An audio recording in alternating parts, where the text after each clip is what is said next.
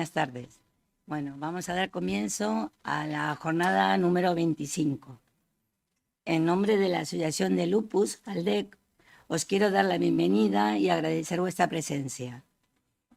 También, por supuesto, la presencia de las autoridades y de los ponentes, que si no, no podríamos realizar esta jornada.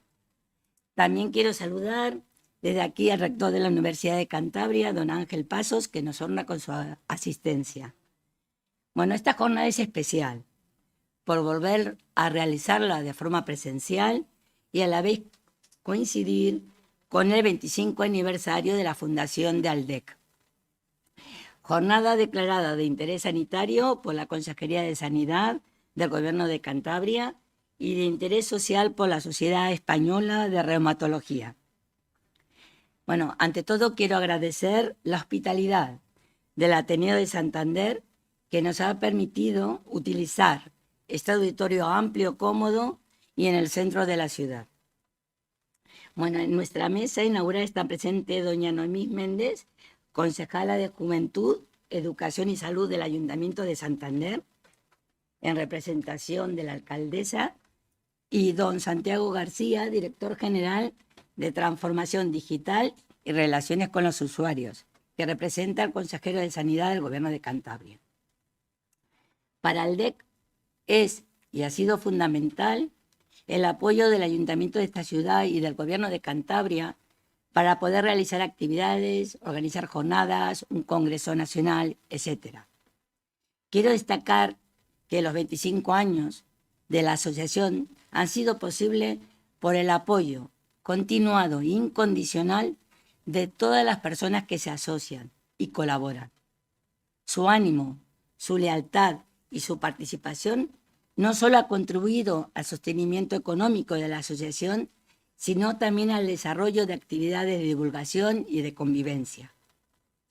Esta jornada quiere ser, por lo tanto, una llamada al reencuentro, una celebración de la presencialidad y una invitación a asociarse y que la continuidad de ALDEC no se vea afectada por crisis económicas, sociales o cambios generacionales. Bueno, hoy vamos a contar con dos ponentes de prestigio internacional. Nos van a hablar de cómo han mejorado en estos años el diagnóstico y el tratamiento de esta enfermedad crónica. Son invitados muy especiales para nuestra asociación. En primer lugar, después que hablen las autoridades, va a hablar el doctor Jaime Calvo. Le tenemos un afecto especial. Él ha trabajado muchos años en Cantabria y fue ponente en la primera jornada de lupus que celebramos en 1997 y nos apoyó desde el inicio a nuestra actividad. Hoy no puede estar aquí personalmente, pero no ha querido faltar a esta cita y le escucharemos por videoconferencia. También está aquí el doctor Cervera, que es la tercera vez que viene a Santander y desde su primer viaje en 1999 vimos su calidad y compromiso científico y su generosidad. Bueno, bienvenidos. Le paso la palabra a doña Noemí y muchas gracias a todos.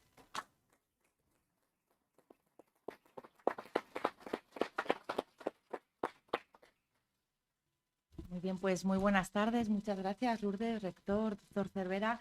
La verdad que destacar que volvamos a la presencialidad y destacar también el tesón con el que me consta que la asociación y, bueno, a Lourdes a su cabeza, pero sin duda la Junta Directiva y las personas que están asociadas han estado luchando porque esas jornadas se viviesen de forma presencial, de forma online y se viviesen que tuviesen continuidad, en definitiva. Disculpar a la alcaldesa de Santander, que Lourdes bien sabe que le gusta estar con vosotros en estas jornadas. Va a ser la primera vez que yo no me puedo quedar a escucharlas porque desde que soy concejal de salud sí que he estado presente en las charlas y agradecer, solamente me queda agradecer agradecer a las asociaciones por ayudar, ¿no?, a entender lo que nos pasa muchas veces a las personas, por llevar mejor, ¿no?, nuestro día a día. Yo no soy una voz autorizada para hablar del lupus, pero sí soy una voz autorizada para hablar del trabajo tan altruista que realizan muchas veces las asociaciones y que sin duda enriquece a las personas porque sin ellas muchas veces llevar nuestras patologías crónicas sería muy difícil, ¿no? Este trabajo silencioso, Lourdes, que hoy se visibiliza y que me gusta destacar y que visibilizáis con estas jornadas que ya llegan a su 25 edición, vuestro 25 aniversario, así que nada, que ojalá os pueda acompañar muchos más y muchas gracias por todo lo que hacéis por los santanderinos.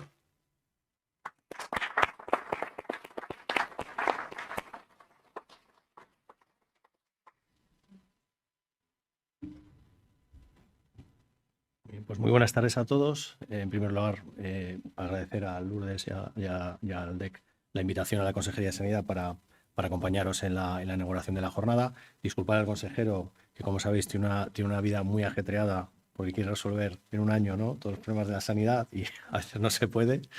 Y bueno, comenzar por felicitaros, ¿no?, porque 25 años de trayectoria, ¿no?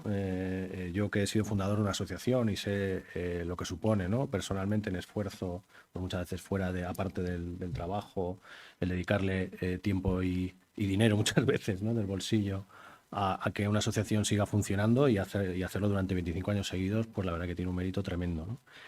Y además tenemos la satisfacción en particular desde nuestra Dirección General de haber contribuido económicamente además a la celebración de esta jornada a través de la orden de subvenciones para actividades sobre todo de interés sanitario y que fomenten el conocimiento, el autocuidado, el paciente activo, que yo creo que es un concepto muy importante, ¿no?, cuando hablamos de enfermedades crónicas y donde, bueno, pues a través de la jornada de hoy podemos dar a conocer a la sociedad y a los pacientes o a las personas que tengan interés, bueno, un mejor conocimiento sobre la enfermedad, sobre su diagnóstico, sus tratamientos, etc., ¿no? Decir también que en vuestro caso, además, coincide el interés por el mundo de las vacunas. En mi caso, fui fundador de la Asociación Española contra la Meningitis, que nos hemos dedicado fundamentalmente, ¿no?, a la promoción del valor de las vacunas, en vuestro caso fundamentales, ¿no?, para al recibir los tratamientos inmunodepresores, pues tenéis que tener un calendario vacunal perfectamente, ¿no?, cumplido y que en eso coincidimos, ¿no?, en el valor de las vacunas. Imaginaos lo que ha sido el mundo sin una vacuna, ¿no?, durante la pandemia, bueno, pues la importancia que tienen, ¿no? Y veo uno de los objetivos, ¿no?, que es muy importante de los objetivos que nos marcabais, ¿no?, en la propuesta de la jornada, y es que la pandemia no oculte el resto de enfermedades crónicas que siguen existiendo, que siguen generando pues, problemas, lógicamente, a los pacientes que las sufren y que muchas veces, debido a COVID, ¿no?, se han relajado o no se han cumplido, ¿no?, los plazos debidos para el seguimiento de los pacientes de manera adecuada, y esto es una tarea, ¿no?, en la que está embarcado el consejero precisamente, ¿no?, en recuperar la actividad normal, ¿no?, y del Servicio Cántabro de Salud. Y ¿en qué cosas más estamos trabajando? Estamos trabajando, por ejemplo, sabiendo, en vuestro caso, lo que os puede interesar, que muchas veces la enfermedad es difícil, se oculta, ¿no?, es difícil de diagnosticar. Y el doctor Calvo seguro que nos ilustra hoy sobre las últimas novedades al respecto y cómo cuando debuta y cuando se muestra, pues se muestran múltiples caras, ¿no? Y muchas veces tenéis necesidad, ¿no?, de ser vistos, ¿no?, por muchos profesionales, muchas especialidades en el hospital, y esto implica que administrativamente el Servicio de Salud tiene que ser sensible, ¿no?, a esas citaciones múltiples o seguidas que tenéis que tener, a ser posible, el mismo día o a ser días sucesivos para la mayor comodidad, ¿no? Por otro lado, estamos volcados en el ámbito de la investigación. Bueno, Valdecilla sabéis que es un referente, además en reumatología lo es especialmente, y donde, bueno, como sabéis, tenemos el proyecto Cohorte, al que os invitamos a participar. Es un proyecto que pretende seguir la vida sanitaria de hasta 50.000 cántabros durante las próximas décadas y poder servir de banco de datos para la experimentación, para la investigación, para generar nuevos fármacos, nuevas soluciones terapéuticas que, entre otros, pues puedan resolver vuestros problemas, ¿no?, en el caso del lupus. Y poco más que añadir, que espero que la jornada sea útil, ¿no?, sobre todo en los doctores Calvo y Cervera, que nos puedan ilustrar, ¿no?, sobre las últimas novedades, tanto en tratamiento, en diagnóstico como en tratamiento. y esperar que, bueno, pues que sigamos con la edición 26 el año que viene, ¿verdad? Y que podamos todos seguir disfrutando y sobre todo en presencial, ¿verdad? Que da gusto vernos las caras otra vez de nuevo. Así que muchísimas gracias y espero que sea de interés la jornada.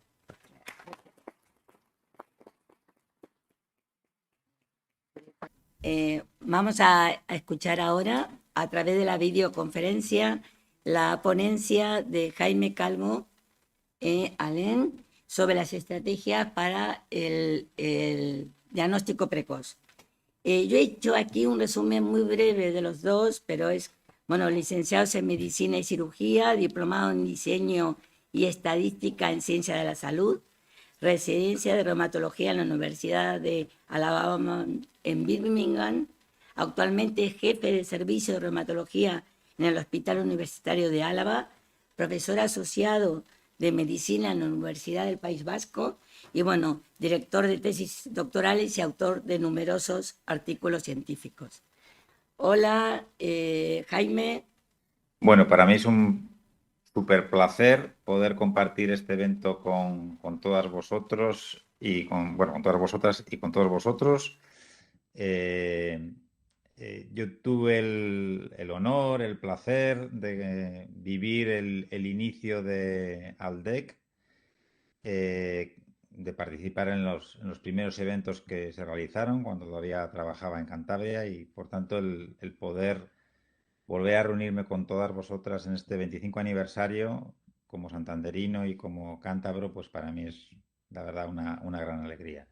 El único pesar es el no poder estar en persona. Desafortunadamente, la Sociedad Española de Reumatología, por un imponderable, tuvo que cambiar a última hora las fechas del curso de lupus, en el que soy docente desde hace también 14 años, y ha sido la única solución que se nos ha ocurrido para poder compartir. Gracias a Lourdes por la ayuda y espero que los problemas técnicos ya se hayan resuelto de forma definitiva. Estaré un poco atento a cualquier comunicación, si me veis mirar hacia mi costado, por si los técnicos me informan algo a través del teléfono. Bueno, también para mí es una alegría también poder compartir, aunque sea virtualmente, este evento con Ricard Cervera, que es un maestro y amigo, y que además también he tenido el placer de compartir hace muchos años algún evento aquí también en el contexto de unas jornadas de ALDE. Así que un abrazo para Ricard y que estoy seguro que volveremos a coincidir en alguno de estos eventos. Voy a compartir la presentación que tenía preparado, a ver si todo va bien. Rogaría a los técnicos, ya que no tengo retorno, que si hay alguna anomalía me lo hagan saber a través del teléfono. Vale, espero que se esté viendo correctamente la presentación. Lo que se me ha pedido es que haga una ponencia a través versada en las estrategias actuales del diagnóstico. Bueno, antes de nada me gustaría comentar que un poco al revés o bastante al revés de lo que Ricard luego va a desarrollar, que es las novedades terapéuticas, y que realmente son, yo casi diría que espectaculares, y espero que Ricard esté de acuerdo conmigo, porque los avances terapéuticos en el lupus realmente han sido bastantes en la última década y los horizontes que se ven de nuevas moléculas, de nuevos mecanismos a bloquear para intentar mejorar a los pacientes son realmente impresionantes. Esto no se ha producido en el tema del diagnóstico, y ahora lo voy a intentar explicar por qué sí ha sido. Seguimos con un diagnóstico basado fundamentalmente en la opinión del médico a través, perdonad que se me han ido, no sé por qué, me han saltado las diapositivas. parece que tenemos un poquitín todo en contra. Únicamente comentaría a los técnicos que parece que tiene vida propia la presentación, porque yo no estoy moviendo nada y se está yendo. A ver si ahora parece que la logro dominar. Vale. Bien. Bueno, entonces estaba diciendo que realmente el diagnóstico sigue siendo basado fundamentalmente en la opinión del médico.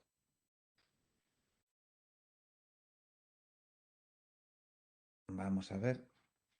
A la hora de este letrero que os pongo aquí es digamos, carátula, que fue la presentación de una obra de teatro, La importancia de llamarse Ernesto, de Oscar Wilde. Y en esta obra de teatro, Oscar Wilde, en torno de sátira, lo que demostraba o intentaba describir era la relevancia que para el ascenso y consolidación social de un personaje tenía, o la importancia que tenía el escoger bien el nombre, ¿no? Parece que en este caso Ernesto le daba una serie de prerrogativas a la hora del ascenso social.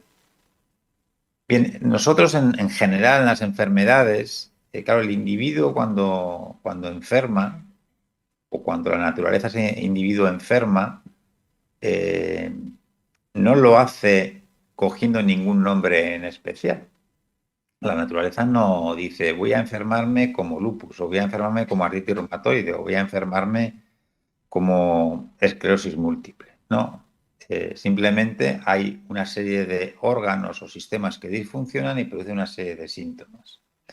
Somos los humanos, los médicos en este caso, los que atendiendo generalmente inicialmente a una serie de patrones clínicos más o menos que se pueden aglutinar, pues vamos intentando establecer grupos de pacientes que decimos, estos parece que tienen el mismo patrón de enfermedad y por lo tanto es una misma enfermedad y le denominamos de la manera que queramos, ¿no?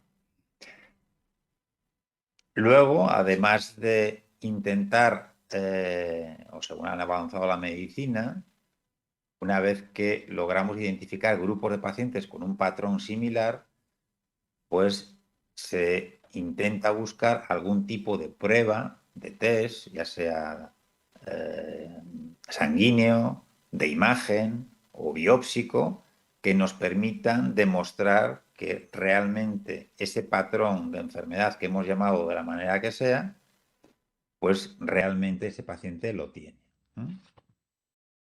Bien, a la hora de, igual que en el caso de la obra de teatro de Oscar Wilde, que daba, digamos, la importancia de tener un determinado nombre para el ascenso social, también, perdonad, de cara a establecer un determinado denominación a los problemas de salud que tenga un individuo, eso también confiere una relevancia estimable. Perdonar que haya tenido esta diapositiva directamente del inglés, pero es una frase que hace una editorial Lockskin, que es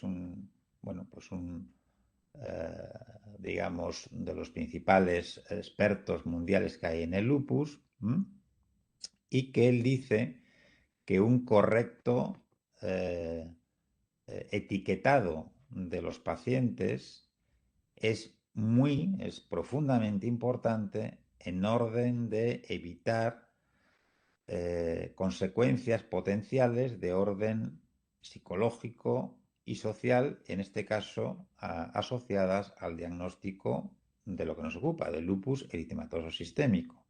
Porque toda etiqueta, en el caso de Ernesto era una etiqueta que le podía promocionar socialmente, o al menos eso decía Oscar Wilde, pero en el caso de que etiquetemos incorrectamente a un paciente, sobre todo con enfermedades crónicas tipo lupus, pues puede conllevarle un impacto psicológico y una serie de problemas a nivel social, laboral, etc. Por tanto, el intentar hacer un diagnóstico correcto, una vez que hemos definido cómo a nivel de los médicos estamos haciendo el etiquetado de estas enfermedades, de estos patrones de enfermedad, pues tiene su importancia. y por tanto hay que ser lo más exactos posibles. ¿Cuál es el problema que tenemos en el lupus?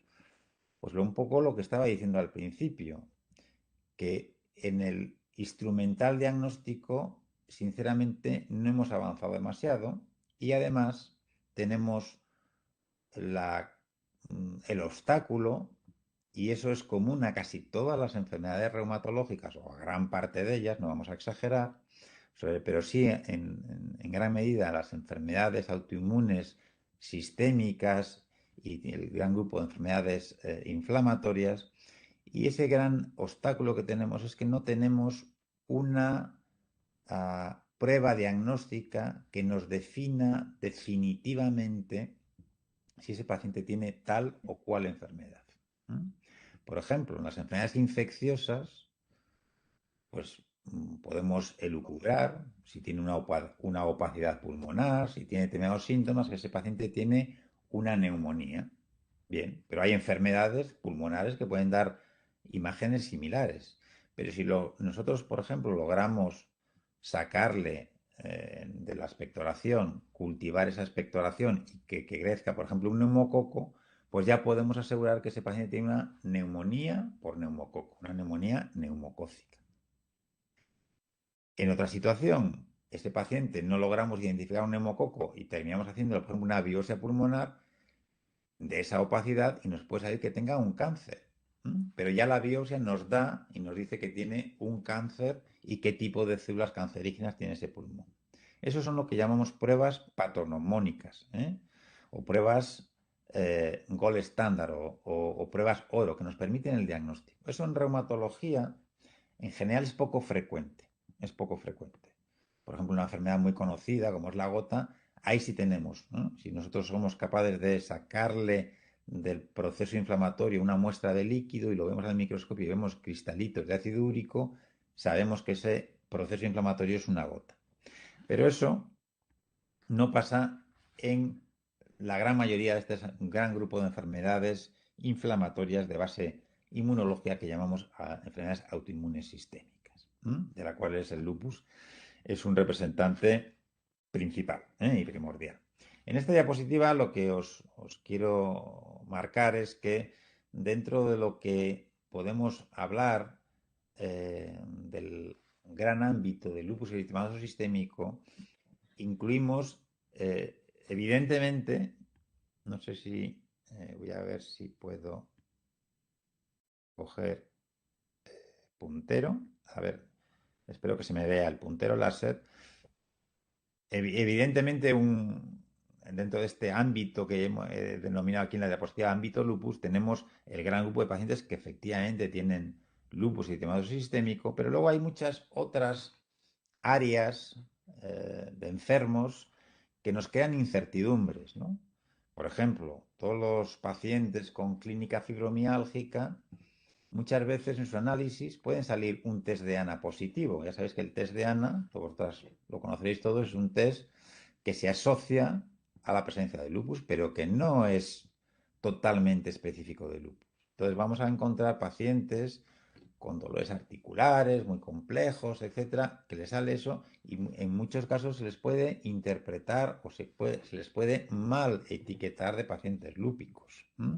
También sabemos que hay pacientes con lupus exclusivamente cutáneo y hay pacientes con lupus exclusivamente cutáneo, pero que también pueden tener alguna manifestación hematológica, algún hallazgo exploratorio, un test de ANA positivo, etcétera, algún marcador que nos haga sospechar que puede ser un lupus sistémico y sin embargo es un lupus cutáneo. Es decir, que el ámbito del lupus es bastante extenso y hay que intentar diferenciarlo. Y vuelvo a repetir, tenemos el gran problema de no tener una prueba que nos diga, le hacemos una biopsia, le hacemos un análisis y dice, este señor tiene lupus o no tiene. Eso a día de hoy no lo tiene. Entonces, ¿cómo nos movemos en el diagnóstico del lupus? A ver si yo soy capaz de manejar la presentación ahora adecuadamente. Bien, pues para eso los reumatólogos y la gente que manejamos ese tipo de pacientes nos hemos basado en algo que llamamos criterios.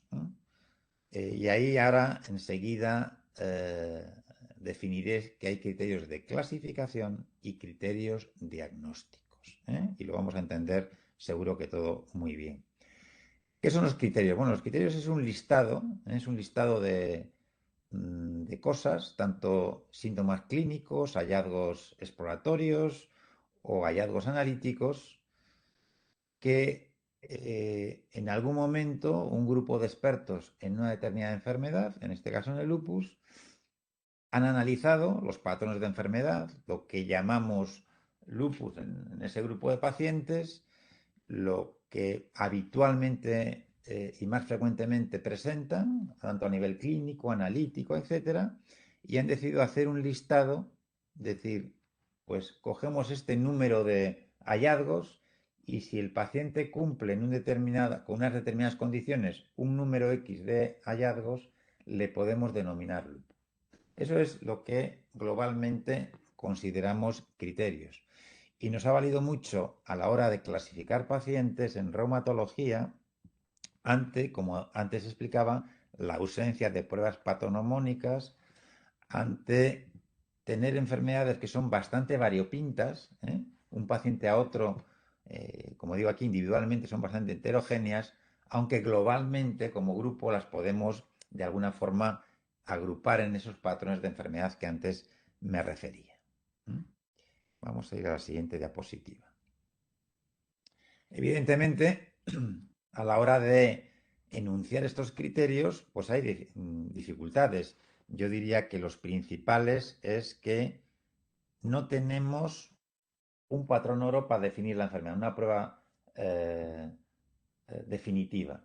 Y entonces, claro, a la hora de definir qué criterios hay que utilizar para hacer esa clasificación de los pacientes, pues nos tenemos que basar en opiniones de expertos. Y esa opinión siempre tiene, por muy experto que se sea, un cierto grado de arbitrariedad, ¿eh? Porque si nosotros queremos definir, por ejemplo, gota, sin tener que pinchar al paciente, ver si tiene cristalitos, estos cristalitos de ácido úrico en la articulada, etcétera, pues podemos decir, bueno, a ver si conjugando estos síntomas y estos hallazgos exploratorios nos vale para definir. Y eso lo podemos hacer porque tenemos la posibilidad de ver si el paciente tiene o no gota con esa prueba definitiva y entonces podemos decir si los criterios que hemos definido son verdaderos o no. Pero es que en el lupus no tenemos esa prueba, no tenemos ese patrón oro, ¿eh? Nos tenemos que fiar y decir, bueno, a ver, los más expertos que digan, esto es un lupus y esto no lo es. Y luego comparar con los criterios que hemos definido. Bueno, es así a grosso modo, no tan simple, pero a grosso modo como se ha utilizado esta definición de criterios, ¿eh? Bien, lo que ha pasado es que con el tiempo también, y también según los diferentes organizaciones y asociaciones, a veces ha pasado en enfermedades que se definen diversos tipos de juegos de criterios y eso también complica las situaciones, ¿eh? Bien, antes comentaba cuando he definido los criterios que fundamentalmente hay dos clases de criterios, ¿eh?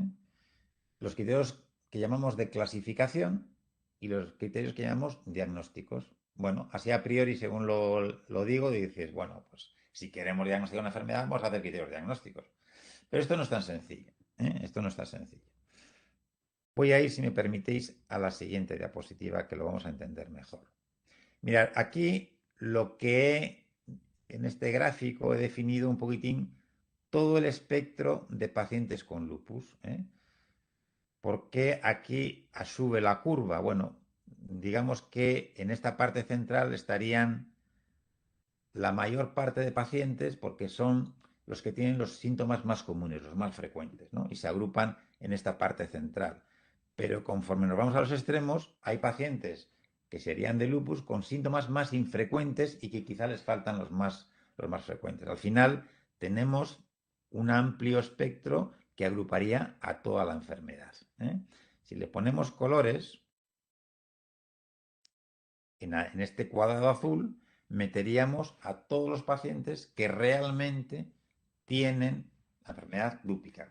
Tanto a nivel central los que tienen los síntomas más frecuentes, y por lo tanto es el gran mogollón de pacientes, como en los extremos, que son los que tienen situaciones un poco más infrecuentes y que son ya un menor número de pacientes. Pero en global todo el espectro es el cuadrado azul, que es la totalidad teórica de enfermos que existiría en una población de pacientes con lupus.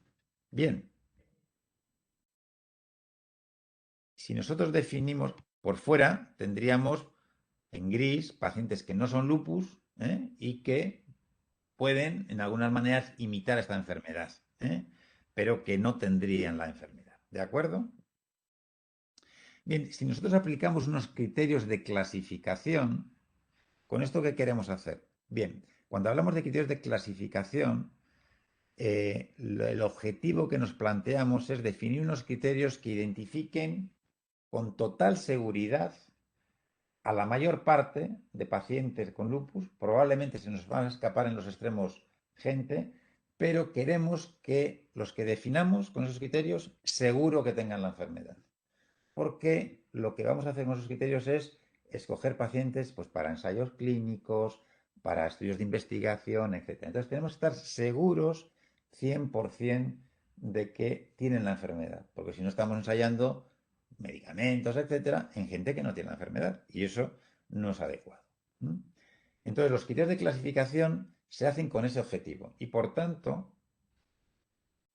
acogerían a lo que marco en este cuadrado, es decir, pacientes del espectro azul de lupus que cogeríamos a casi todos, pero por el hecho de ser un poco restrictivos y estar seguros de que no metemos a nadie que no tenga lupus, pues se nos escaparían los más, un poco los más periféricos. Hasta ahí yo creo que se entiende. Bien, esto es el objetivo de los criterios de clasificación, que son los que tenemos para el lupus. Si intentamos hacer criterios diagnósticos, ahí ya cambia el objetivo. El objetivo no es coger la mayoría, pero estar seguros de que son lupus, sino que tenemos que coger que no se nos escape ningún enfermo con lupus. Entonces son criterios un poco más laxos, un poco más inespecíficos. Son muy sensibles, pero no tan específicos como los criterios de clasificación. Sería este otro cuadrado, en rojo. Ahí sí que cogemos todo el espectro azul, ya no se ve nada de azul, pero tenemos el riesgo de meter en el diagnóstico de lupus pacientes que no tienen lupus, pero que lo pueden imitar en algún momento. Volviendo a la diapositiva anterior,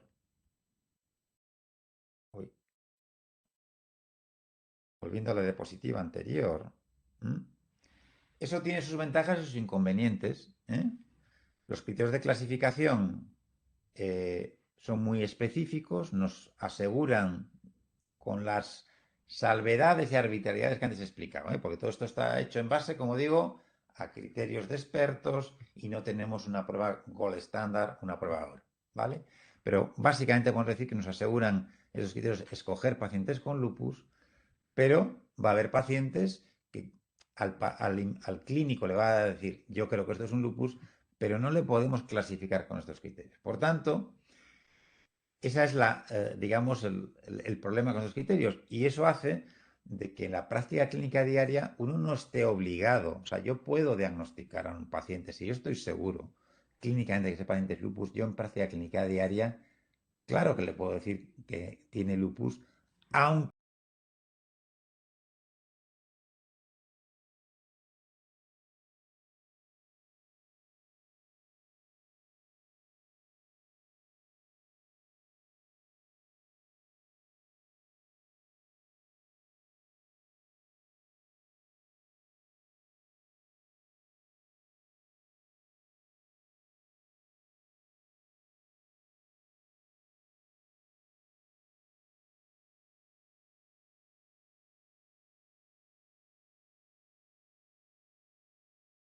lo de la importancia de ser Ernesto o de llamarse Ernesto, ¿no? En este caso, el impacto negativo para el paciente, pues el impacto psicológico y luego a nivel social, pues las consecuencias que le puede traer. Y por eso, ya desde hace tiempo, por eso en general, en reumatología, en las asociaciones que se han dedicado a hacer este tipo de iniciativas internacionales, a hacer estos criterios con un afán universal, ha abogado fundamentalmente por hacer criterios de clasificación, y no criterios diagnósticos. De hecho, los últimos criterios diagnósticos, y ya el Colegio Americano de Reumatología dijo que no iba a abordar más la definición o la renovación de criterios diagnósticos, sino que se iba a centrar solamente en criterios de clasificación, fue allá a finales de los años 90 cuando elaboró unos criterios diagnósticos para el cuadro de fibromialgia. Bueno, pues entonces volvemos a ir avanzando. Por tanto, cuando hablamos de criterios, y a veces se me puede escapar la palabra diagnósticos, en el lupus siempre hablamos de criterios de clasificación, en base a la explicación que antes he dado. Que se los usamos en práctica clínica diaria como orientación, sí, pero que es estrictamente necesario en práctica clínica diaria, perdón, para establecer el diagnóstico, no.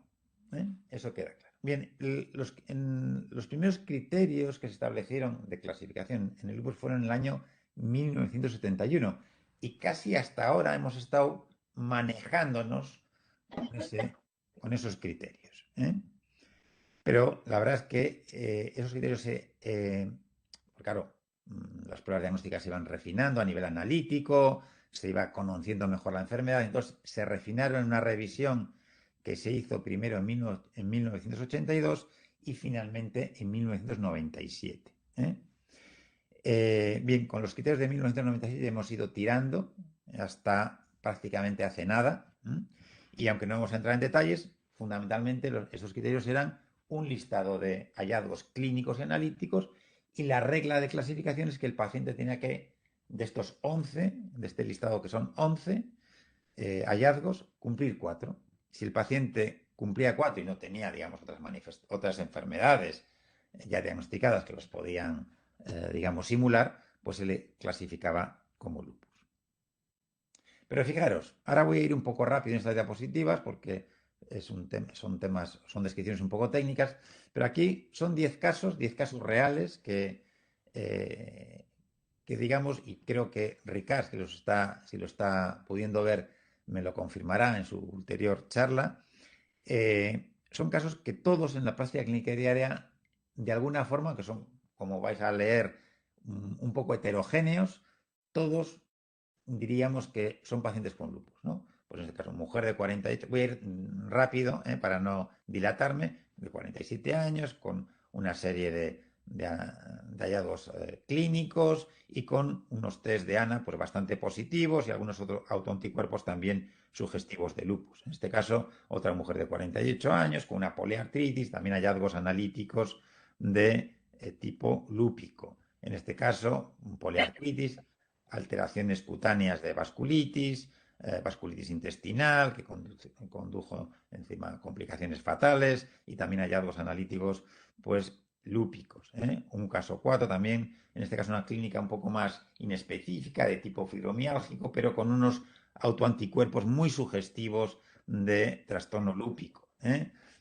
Aquí, en este caso, una afectación renal, también con hallazgos analíticos de autoanticuerpos muy de lupus, con un complemento muy disminuido, con una biopsia renal muy característica de lupus.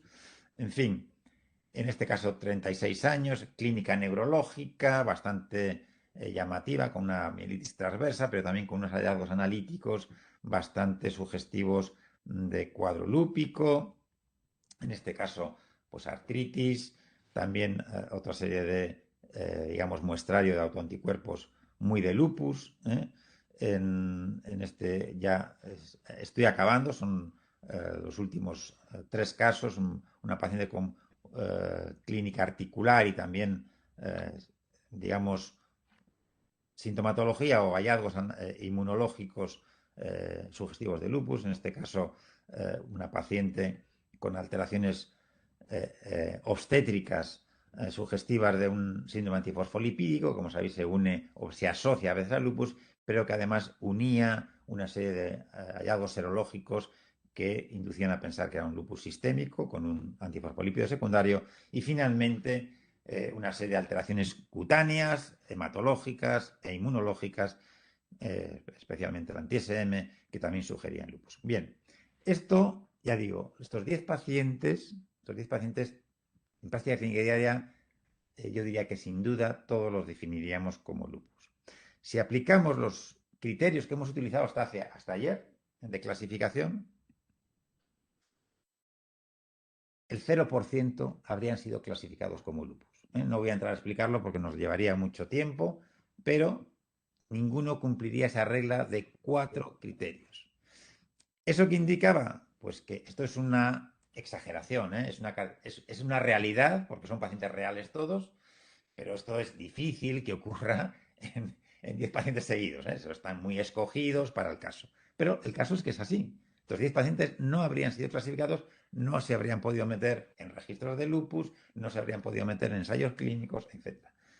¿Qué nos dice esto? Bueno, nos dice que evidentemente, y no voy a entrar a detallar toda la problemática porque nos llevaría, pero estos criterios que teníamos y que hemos estado utilizándolos durante, ya digo, casi 30 años, pues tenían problemas y de siempre sabíamos que tenían una serie de críticas, bueno, pues porque no incluía una serie de manifestaciones cutáneas que son muy típicas de lupus, porque en cambio tenía o redundaba otras que de alguna forma representaban lo mismo, no atendía a ciertas manifestaciones neurológicas, no capturaba casos muy típicos, que no cumplía con la regla de tener 4 criterios, pero por ejemplo en pacientes con una biopsia renal característica y ANA positivo, eso es lupus mientras no se demuestre lo contrario. Sí, tenía una serie de problemas.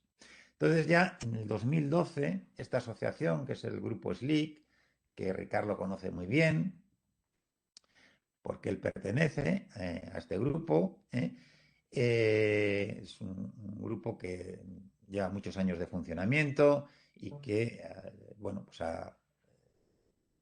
internacional, en el cual pues ha vertido mucho conocimiento sobre el lupus. Bueno, pues este grupo hizo una propuesta, una vuelta de tuerca a los criterios que actualmente se estaban utilizando, que eran los que me he referido, ¿no? Esta propuesta se hizo en el 2012, se publicó en el 2012, ya incorporó más o menos el concepto de cómo se hicieron estos criterios, es lo que os he explicado. Un grupo de expertos, visualizar una serie de escenarios clínicos de pacientes, repasar qué tipo de, digamos, manifestaciones analíticas y clínicas son las que más peso pueden tener a la hora de hacer el diagnóstico, etcétera, etcétera. Aplicar ya, digamos, en eso sí, procedimientos estadísticos más complejos, la computación informática que no existía en los años 70 y se esbozaba en los años 80, ahora nos permite hacer análisis estadísticos mucho más potentes y nos permite, digamos, aplicar esas metodologías al establecimiento de criterios. Bueno, pues finalmente hicieron una propuesta de nuevos criterios, que no lo vamos a detallar, que establecía, digamos, o refinaba mejor los criterios analíticos, los criterios clínicos, y que establecía una regla de clasificación un poco diferente para intentar capturar mejor a todo el espectro de pacientes con lupus. De hecho, si resumíamos la diferenciación entre los antiguos criterios ACR y los nuevos SLIC, pues aumentaba el número de criterios que se incluían, el número de ítems, el número de test analíticos, el número de manifestaciones clínicas, para intentar mejorar estos criterios. ¿Mejoraron? Bueno, estos tenían una serie de ventajas. Fundamentalmente lo que buscaban era intentar ampliar un poco el espectro y sobre todo intentar diagnosticar más tempranamente. Porque una de las cosas que se veían es que con los otros criterios había que esperar demasiado tiempo a que el paciente terminara de cumplir los 4 requeridos y muchas veces eso indicaba que al final lo que metías en ensayos clínicos ya eran pacientes que llevaban demasiado tiempo de evolución. No cogíamos lupus relativamente tempranos, ¿no? Bueno, en los análisis no vamos a entrar en números, pero de sensibilidad, de especificidad, parecía que sí que tenían ciertas ventajas a comparación con los antiguos. Y si aplicamos, volvemos a los 10 casos que antes hemos presentado, que recordar que los criterios ACR solo incluían en lupus el 0%, solo, estos, aplicando esta nueva propuesta, subíamos. 50% de estos pacientes ya podían ser incluidos. Vuelvo a repetir, y no quiero ser pesado, a nivel de práctica clínica diaria, probablemente esto tiene una relevancia pequeña, porque es cierto que el clínico, aunque le esté muy convencido del diagnóstico, si además cumple criterios, estás más confortable. Pero bueno, generalmente la implicación de que no cumplieran criterios a nivel, ya digo, de práctica clínica diaria hubiera sido pequeña porque habitualmente el paciente habría sido diagnosticado como lupus y habría sido tratado evidentemente con todas las consecuencias. O sea, no penséis que el paciente se le habría dejado ahí, evidentemente con todas esas alteraciones que he descrito en esos 10 pacientes, sin ningún tipo de cuidado. Pero sí que tiene, como estoy diciendo, unas implicaciones en temas más de investigación, de ensayo clínico, etc. Bien, la aplicación de estos criterios recuperaría, por así decirlo, para esta problemática al 50%. No eran perfectos o no son perfectos, pero sí que parece que mejoraban ciertas cosas. Evidentemente, en diversos artículos se manifestaron diversas críticas, todas ellas pues bastante lógicas, pero que no voy a detallar aquí porque ya son temas un poco técnicos, ¿verdad? Nosotros a nivel de la Sociedad Española de Reumatología, que desde hace años tenemos un registro muy potente, que es el registro RELESER, en el que muchas de vosotros habéis participado, hicimos una validación de estos nuevos criterios, uniéndonos con unos compañeros de Portugal. En este caso tuve ya el placer de poder liderar el proyecto con Luis Inés, un buen amigo de Portugal, que lideraba una plataforma, un registro también, el ReumaPT, y uniendo pacientes de los dos registros, pues validamos esta nueva propuesta de criterios, digamos, en total fueron 2000, casi 2.100 pacientes, las características globales de estos pacientes que reunimos entre los dos registros y sin entrar en esta... bueno, globalmente de lo que vimos, estos numerajos de aquí lo que significan es que las pruebas estadísticas que realizamos demostraban que la sensibilidad para el diagnóstico de estos nuevos criterios sea mejor con los criterios SLIC y en comparación con los antiguos criterios. Y sobre todo lo que sí demostró es que la sensibilidad era cada vez mayor contra más, digamos, más temprano era el paciente, en este caso, el más temprana era la enfermedad. Es decir, la diferencia de sensibilidad era mayor, las barras estas lo que significan son diferencia en sensibilidad, contra más temprana era la enfermedad. En enfermedades tardías, más o menos los dos criterios funcionaban parecido, pero en enfermedad temprana estaba claro que la propuesta SLIC funcionaba mejor y eso nos daba ventajas a la hora de identificar para ensayos, para proyectos de investigación tempranamente a los pacientes. Bien, la cosa no se quedó ahí porque estos criterios, que eran un poco una vuelta de tuerca a los anteriores, pues tenían sus problemas. Recordad, solo capturábamos el 50% y las críticas que antes he puesto, que no he detallado, ya digo, pero porque eran un poco técnicas, para entrar ahora en ellas, pero que sí que demostraban cierta mejoría, como hemos visto en el estudio que hicimos con los portugueses, pero no era todavía, o había que intentar optimizarlo un poco más. Por eso, las dos grandes asociaciones mundiales que hay en reumatología, que son el Colegio Americano de Reumatología, el ACR, y la Asociación de Sociedades Europeas de Reumatología, que es el EULAR, pues se unieron para realizar un proyecto muy ambicioso partiendo, yo diría que incluso de cero, no partiendo, digamos, de los anteriores, no partiendo de cero y adoptando una metodología un poco diferente, pues intentar formular unos nuevos criterios, ¿no? Y lo consiguieron, ya están publicados recientemente. No voy a entrar en grandes detalles, es un tema metodológicamente bastante arduo de explicar, pero como digo, cambió la metodología. Lo que fundamentalmente intentaron ver es escoger, por un lado, como una puerta de entrada, es decir, no ir directamente si el paciente cumple 1, 2, 3, 4 criterios y ya le clasifico. No. Primero, tiene que haber un criterio muy inespecífico, por así decirlo, o sea, que no excluya, evidentemente, a ningún paciente lúpico, pero que lógicamente lo puedan tener muchos otros pacientes, pero que nos sirva de puerta de entrada, es decir, condición sine qua non. Si no cumples esto, ya no vas a tener lupus. Ese fue el test de ANA, con un título bajito. Eso, evidentemente, hay muchas personas sanas que tienen ANA positivo, porque las técnicas ahora además para este test son muy sensibles, entonces a títulos bajos tener un ANA si no tienes una clínica compatible no tiene ninguna importancia, esto que quede claro, pero con esta sensibilidad, con esta, digamos, sensibilidad tan amplia del test de ANA y a un título bajo, estamos seguros de que si el test es negativo no vas a tener lupus. Entonces, el primer punto de estos nuevos criterios es esta puerta de entrada.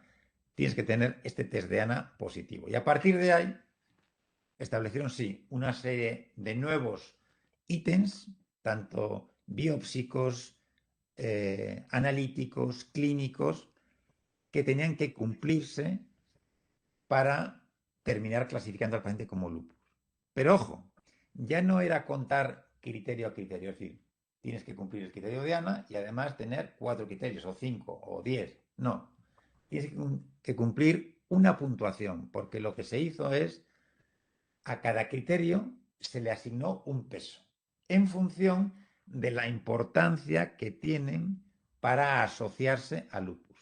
No es lo mismo, vamos a decir, el tener una nefritis, una biopsia positiva, que es algo que prácticamente te da el diagnóstico, es una biopsia característica, pues que tener una determinada erupción que sí puede ser sugestiva de lupus, pero que se puede ver en muchos otros pacientes. Entonces, cada uno de los ítems que se escogieron se les asignó un peso, una ponderación. Y entonces, al final, después de todos los análisis metodológicos y estadísticos, se definió que el paciente tenía que cumplir el criterio de ANA como puerta de entrada y luego en este listado tener 10 o más puntos de estos criterios. Cada criterio te da 1, 2, 3 o 4 puntos y en función de eso vas sumando y logras o no tener positivo el criterio de clasificación. Esto es lo que, digamos, se resume en esta diapositiva. Puerta de entrada, perdonar que esté en inglés, puerta de entrada del test de ANA, un positivo a un título mayor de 1,80, es un título bajito, y un umbral, esto es lo que quiere decir cut-off, un umbral de 10 o más puntos después de sumar los diferentes puntos que te da cada criterio. Ya veis que aquí, pues por ejemplo, el tener una biopsia, que es lo que significa una biopsia renal típica, son 10 puntos. O sea que con ANA y 10 puntos y biopsia ya tienes lupus.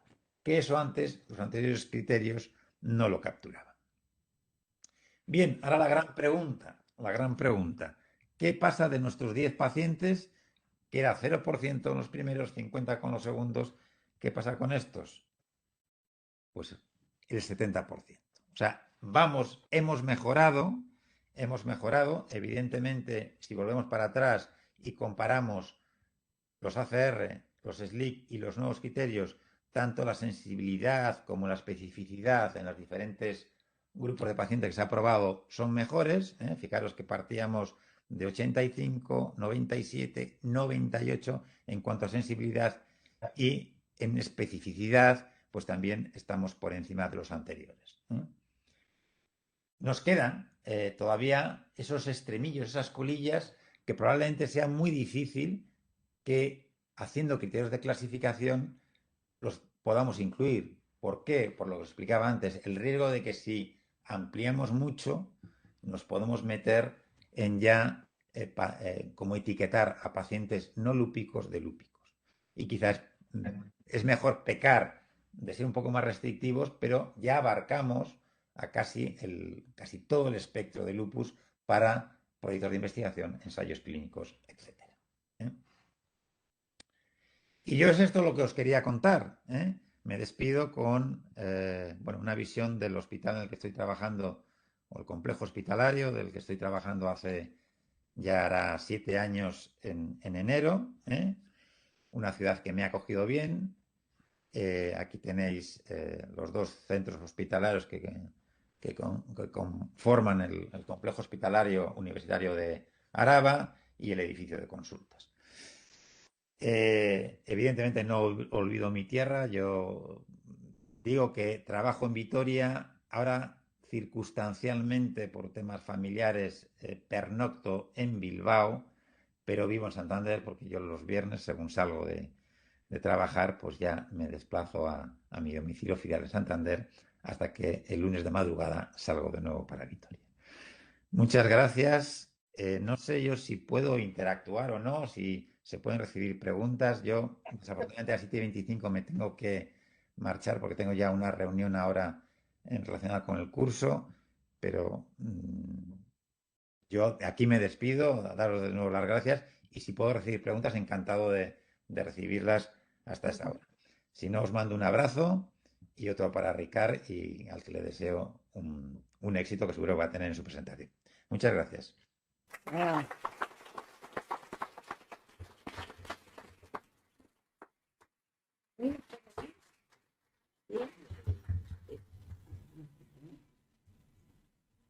hola, ¿sí nos puede oír, Jaime? Así ¿No que se escucha, Jaime? Jaime nos Sí, escucha. sí, os Sí. escucho, sí. Entonces, si alguien tiene pensada alguna pregunta,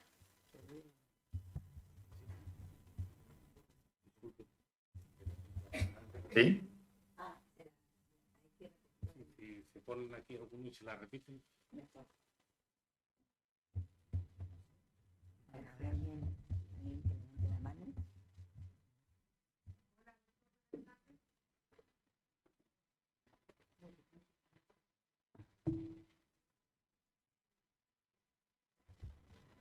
Doctor, buenas tardes. ¿Le oye? ¿La oye? No. Bien. De acuerdo, te escuchamos. ¿Sí? Me han llamado del hospital de Valdecilla y me han dicho que voluntario, que si podía ir para sacarme sangre para un estudio, para estudio de enfermedades. Y yo le he dicho que pues no lo sabía. La consulta con el reumatólogo la tengo en diciembre y le he dicho pues que no lo sabía y ahora que se da la oportunidad de preguntar, pues por eso lo pregunto. Si yo puedo ir a, pues eso, que me saquen sangre, que para estudios, no lo sé. Bueno, A Jaime, ver, Gracias. sí. yo creo que ella te pregunta, bueno, cuáles son las condiciones para participar en un estudio de investigación que la han llamado de Valdecilla y que ella debe dar su respuesta en diciembre. Vale. ¿No? Bien. Estudios hay de muchas No, naturalezas, ¿no? perdona, Jaime, que creo que no he entendido bien la pregunta. ¿Cuál es la De pregunta? acuerdo. Me ha dicho que si yo podía ir voluntariamente, me sacan sangre para hacer un estudio para enfermedades en el futuro. Le he dicho que tengo lupus y me han dicho pues que se lo pregunta al reumatólogo. Entonces, como tengo la consulta hasta en diciembre, ahora pues se me ha venido a la cabeza hacer esa pregunta. Si puedo yo ir a no donar, sino mi sangre con lupus, se puede hacer estudio de investigación para futuras enfermedades, algo así me han dicho. Creo entender que quieres participar en el estudio de cohorte. Sí, no hay ningún problema de que tengas lupus. Sí, en la corte Camargo, supongo será, ¿no? Sí, cohorte Cantabria. Y yo Corte creo Cantabria, efectivamente, sí. que no hay ningún problema. Muchas personas de aquí, de la asociación, hemos participado en el mismo estudio de cohorte Cantabria y no hay ninguna dificultad de que tengas lupus. Sí, sí, no hay problema. Que no te había entendido bien la pregunta. Bueno, ¿alguna otra pregunta?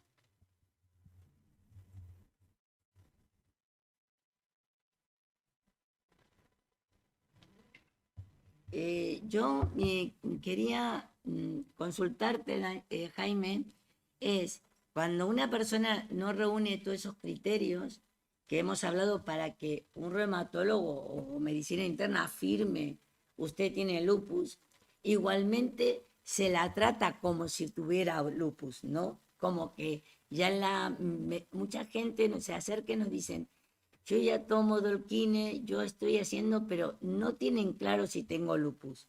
Es por esto que nos comenta de la diferencia de que no está tan claro la definición de su enfermedad y por no esperar que los años vayan dando más síntomas, sí se la trata como si tuviera lupus, por decirlo de una manera. Yo creo que, mira, Lourdes, yo creo que hay dos situaciones que se pueden diferenciar en este escenario que me comentas.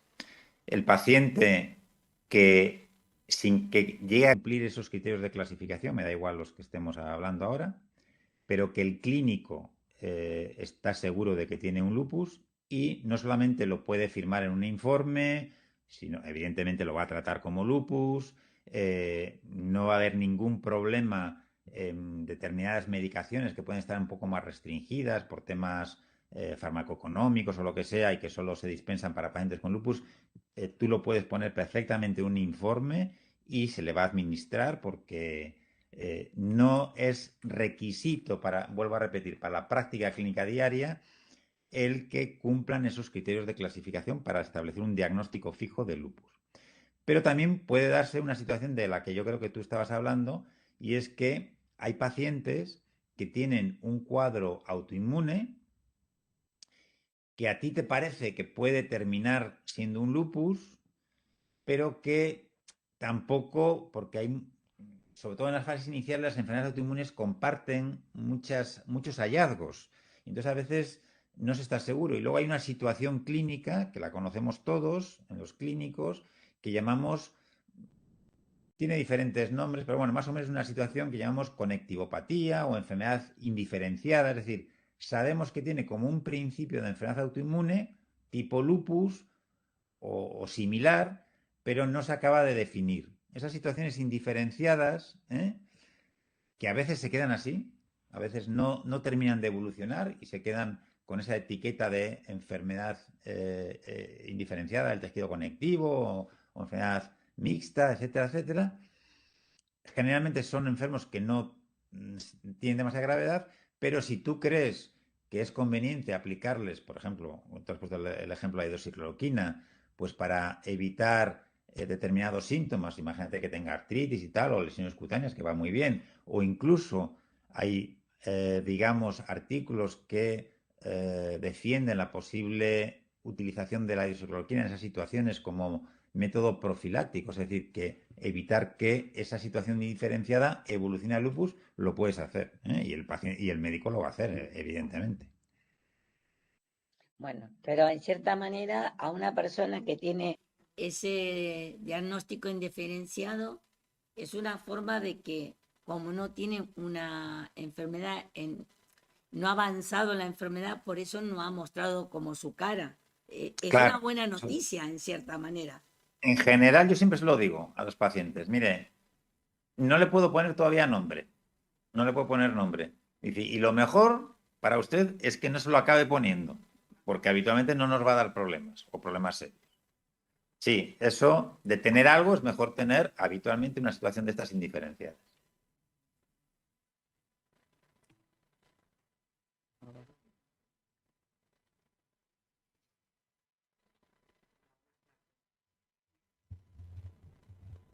Buenas tardes.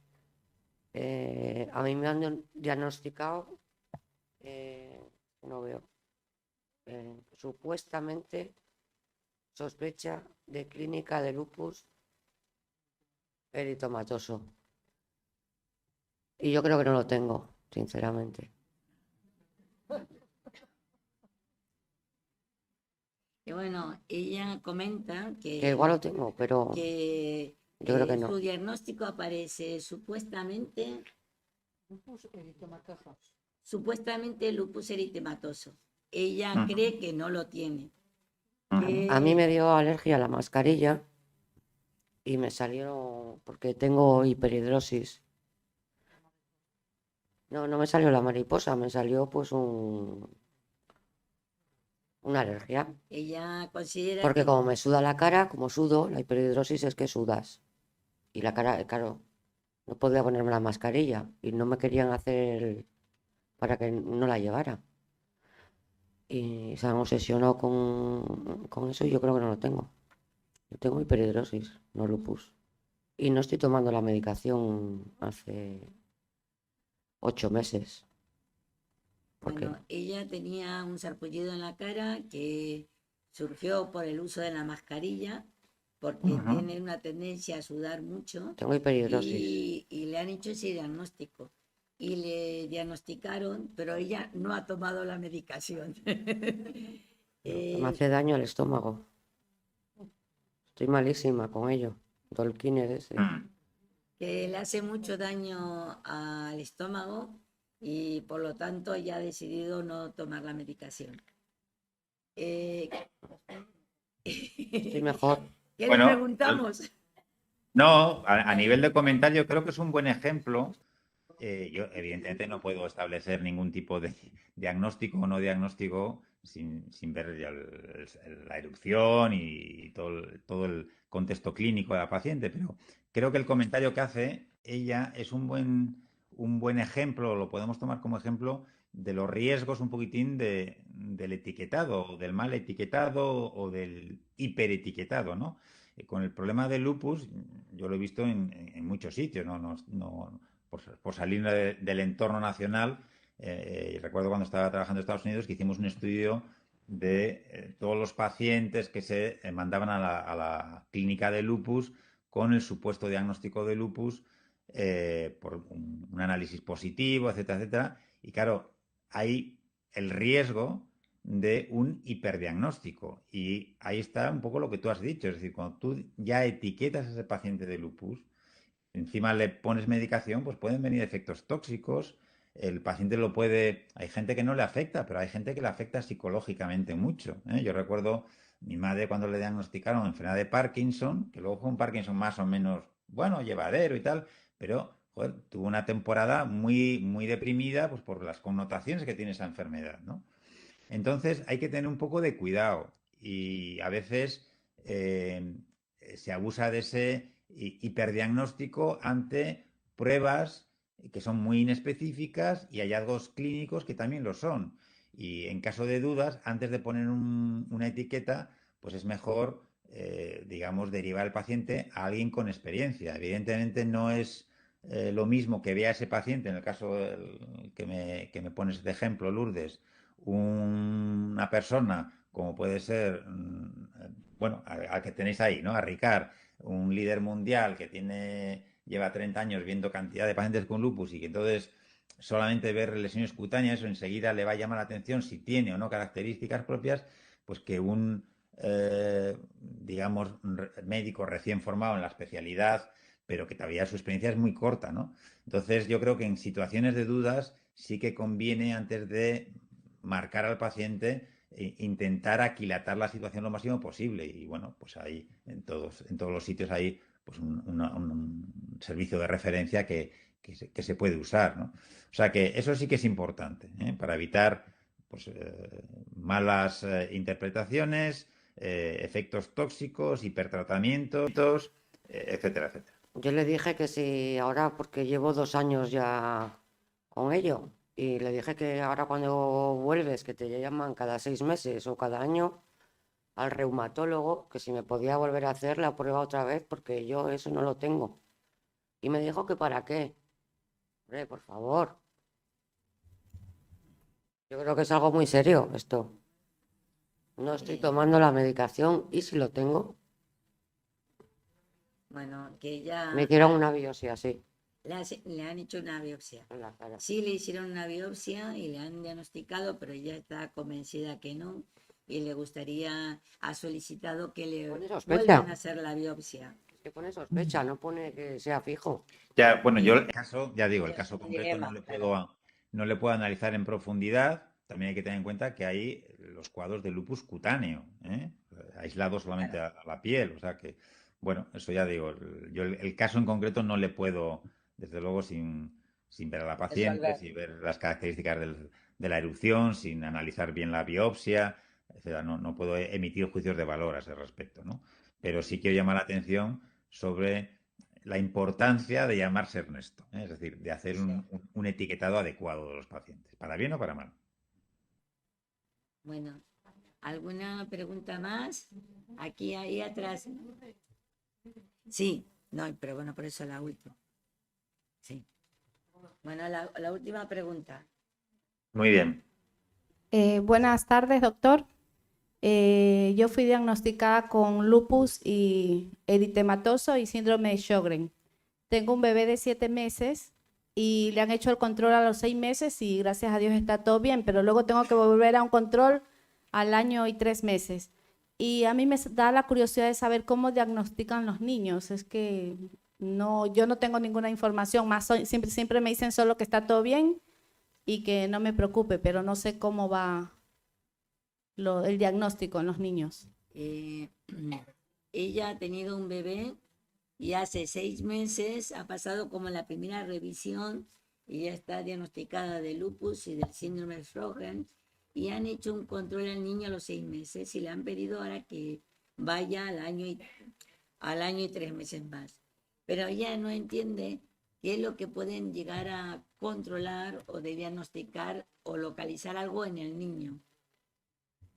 Bien, vamos a ver. El lupus y el síndrome de Sjögren son 2 enfermedades, pero que pueden verse individualmente, pero con cierta frecuencia se pueden asociar. Es decir, pacientes con lupus pueden tener lo que llamamos un síndrome de Sjögren secundario, ¿no? Igual que pasaba, pues, por ejemplo, con el síndrome antifosfolipídico al que antes me he referido, ¿no? Que también, pues, se puede asociar.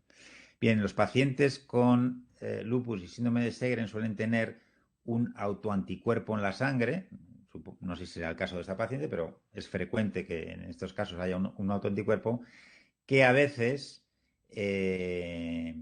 las pacientes que se embarazan puede producir una serie de alteraciones en el ritmo cardíaco del feto.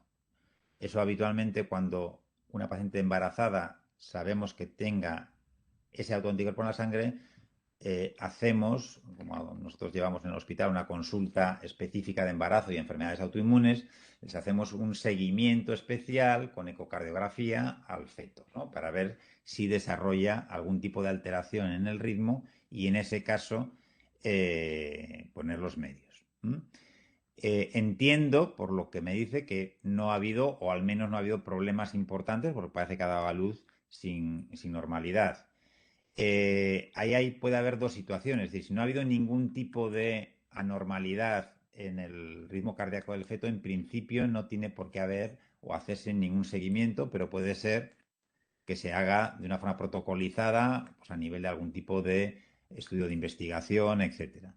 Si durante el embarazo la han detectado, aunque sean pequeñas alteraciones del ritmo, etcétera, etcétera, pues probablemente quieran comprobar que eso se recupera una vez que el feto va vamos, en este caso el recién nacido va desarrollándose. Calculo que sean una de esas 2 situaciones. Bueno, en principio ella comenta que el hijo va bien, ¿no? Y bueno, yo creo que es que hay tan pocos niños que se les cuida mucho. Se les vigila mucho. Bueno, mire, Es que hay pocos niños, hay que cuidarles mucho.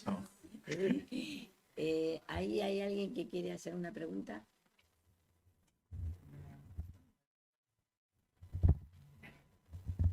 Una sugerencia respecto a ese diagnóstico impreciso, y es que el derecho a segunda opinión médica está consagrado en la Ley Sanitaria de Cantabria y que además en Valdecilla cuenta con un Centro Nacional de Referencia donde me imagino que estarían encantados de revisar tu caso. Bueno, pero tengo que cortar. No, están comentando la posibilidad de que siempre se puede pedir una segunda opinión médica, que en la sanidad de Cantabria ese derecho se contempla y que además, dándose el caso que esté implantado el CESUR, sería posible pedir una segunda opinión. Esto es un comentario que hace una persona a otra. Ahora va a haber otra pregunta. Sí, bueno, y va a ser la última, dime.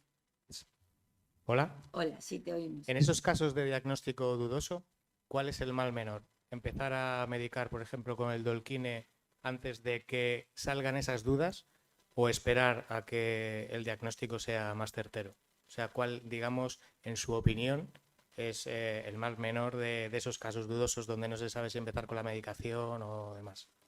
Bueno, aquí un señor nos pregunta cuál es su opinión sobre cuál considera que es el mal menor.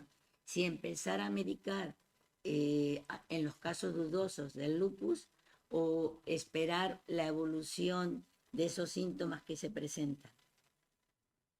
Bueno, bien, me vas a permitir, antes de contestar a la pregunta, que al hilo del comentario que antes habéis hecho, también remarque, bueno, pues que yo creo que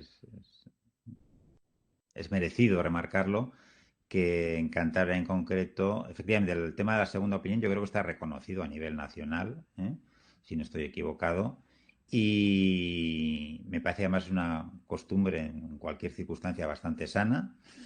Y que aquí en Cantabria pues tenéis las opciones, digamos, de tener dos servicios de reumatología muy consolidados y con mucha experiencia en lupus, como dos servicios que conozco profundamente y a sus profesionales. Bueno, yo diría que incluso tres. Me refería al servicio de Valdecilla Laredo, porque están un poco, digamos, interconectados, y el servicio de Sierra Llana en Torlavega. Ya digo, conozco perfectamente a todos los profesionales que están allí y son dos servicios con mucha experiencia en el manejo de estos pacientes y por supuesto la población de Cantabria creo que está muy bien cuidada en ese aspecto. Y con respecto a la pregunta que me hacía, yo creo que eso es difícil de contestar de una forma taxativa. Ahí el clínico tiene que evaluar un poco, pues la percepción que el clínico tenga sobre la posibilidad de evolución, los síntomas que presente el paciente, si son realmente relevantes o no, porque siempre a la hora de poner un tratamiento tienes que hacer un balance riesgo-beneficio. Las posibilidades de crear toxicidad y las posibilidades de lograr beneficios. Y en ese balance, pues es donde te tienes que mover. Si prácticamente no tiene síntomas, son hallazgos casi, digamos, analíticos y no hay mucho beneficio clínico que vas a conseguir, pues probablemente es mejor esperar. Ahora, si el paciente, aunque no tenga una enfermedad ya definida, pero presenta, yo qué sé, dolores articulares relevantes o lesiones cutáneas, y te parece que determinados fármacos, por ejemplo los antipalúdicos, le pueden mejorar, pues yo sí los utilizaría.